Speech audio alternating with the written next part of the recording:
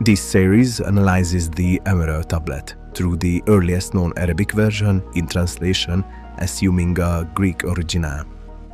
The tablet refers to a theory centered on a force capable of producing wonders, miracles. These passages are best understood if we assume that the text essentially follows the concepts of Anaxagoras, with certain additions and rephrasings familiar from the teachings of Plotinus. The text also outlines the creation and use of an object that harnesses and amplifies this force, an object later known as the Philosopher's Stone.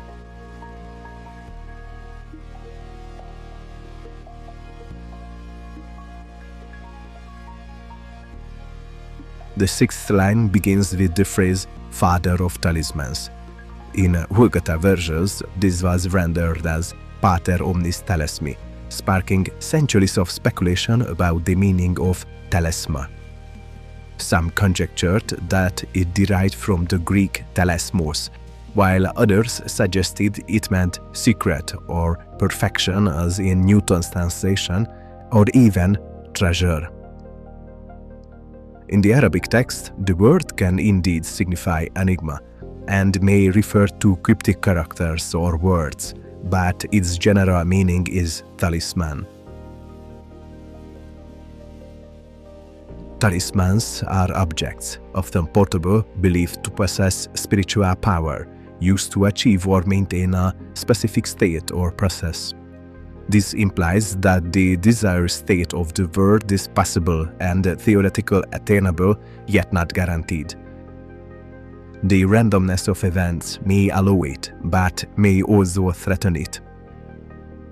Such states are often improbable, they are wonders, and this suggests that talismans are believed to operate in miraculous ways. The tablet's text centers on the creation and work of a talisman, as suggested in the sixth line. Father, or forefather of talismans, treasurer of wonders, competing powers. This indicates that the talisman in question is paramount, endowed with a universal and foundational power. It also suggests that all other specific talismans derive their power from this fundamental force. This talisman is presented as holding total control over all things, giving it the capacity to bring forth wonders in the world.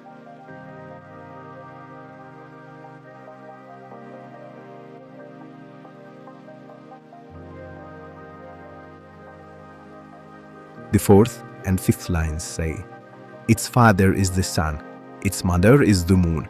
The wind carried it in her belly, the earth nourished it." These lines describe a series of operations to activate the talisman, depicting a descent from the heights to the earth. The first two stages are set far off in the ethereal realm, beyond human reach, while the next two involve direct contact with the earthly domain. No other planets or complex systems of spheres are mentioned, nor is the abstract element air, but only the perceptible wind.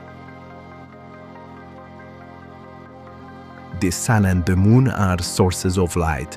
The carrying wind is the mover, and the nurturing earth is the stable ground. The first two phases describe parental links, expressed with to be verbs, while the next two describe actions.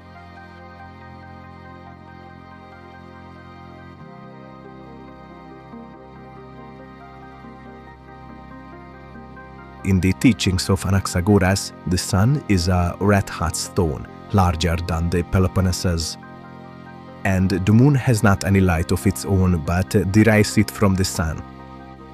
He also said, the moon is beneath the sun and nearer to us, and wind arose when the air was rarefied by the sun. Thus, the wind is able to rise into the heights.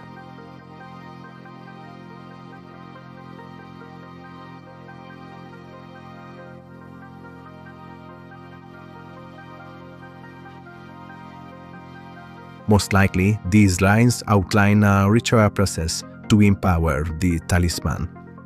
It must first be exposed to the light of the sun, which acts as a paternal trigger, and then to the light of the moon, causing conception.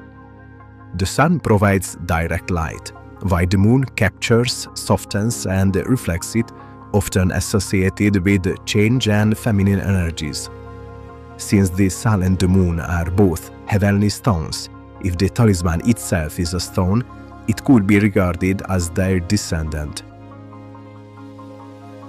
The wind serves as a traveler and messenger, and here a mover between sky and earth. By exposing the talisman to the wind, ethereal energies may be drawn down into the earthly realm. The final stage of the descent is the earth, likely by placing the talisman in a specific soil, through which it becomes imbued with power.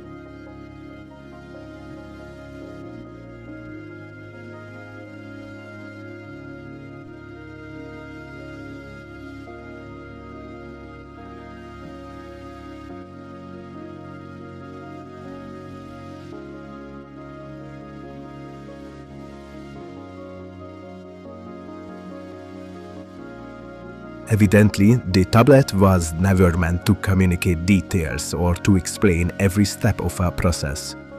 Instead, it functions like a brief note, a reminder.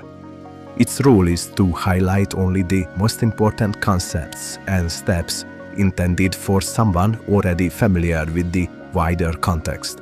That is why we should not expect to find an exact description of the stone or the operations in the text.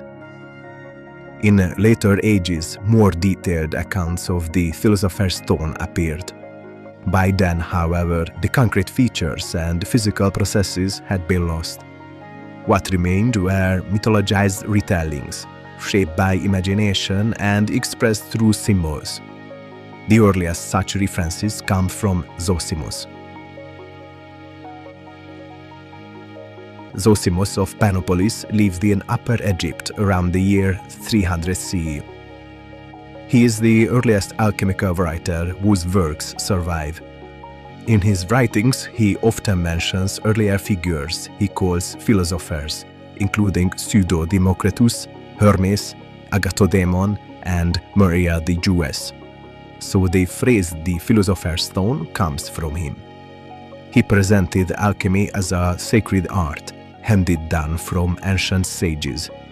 Many of his works are written as letters to the one he calls his sister, Theosebia. His works reveal two aspects. On the one hand, he gives practical descriptions of furnaces, vessels, and apparitions. On the other hand, he tells visionary stories and gives ritual instructions where the transformation of metals becomes an allegory for the purification of the soul. His writings combine careful observation with rich symbolism, placing him more within the world of late antique esotericism than in that of practical science. Zosimos gives the earliest known description of the Philosopher's Stone expressed in paradoxical terms.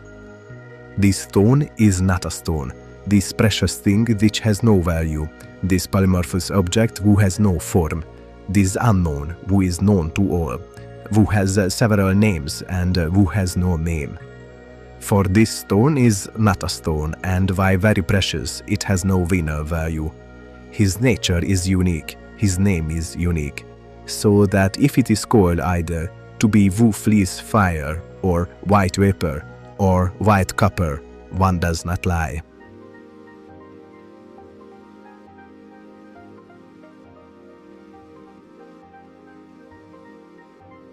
The tablet speaks of a talisman, a descendant of the sun and the moon, carried by the wind and nurtured by the earth, holding all powers from the highest realm down to the lowest.